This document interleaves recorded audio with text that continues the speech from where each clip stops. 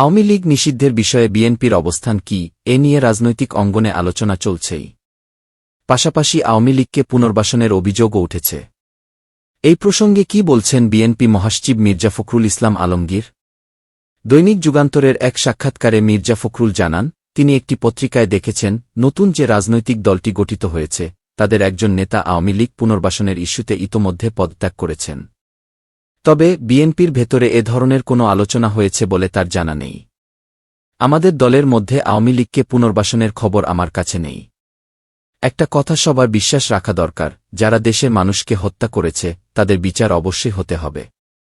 বিচারের আগে কিভাবে তারা ফিরে আসবে এটা আমার বোধগম্য নয়। তবে আমরা এই কথা বলে আসছি, কোনো পার্টি নিষিদ্ধ হবে, কোনো পার্টি কাজ করবে না, এটা বিএনপি সিদ্ধান্ত নেবে না। সিদ্ধান্ত নেবে জনগণ। জনগণ নির্ধারণ করবে কোনো পার্টি থাকবে, কোনো পার্টি নির্বাচনে অংশ নেবে কি। বিএনপি মহাসচিবের এই বক্তব্য থেকেই স্পষ্ট, আওয়ামী লীগের ভবিষ্যৎ রাজনৈতিক অবস্থান নির্ধারণে জনগণের মতামতকেই প্রাধান্য দিতে চায় বিএনপি।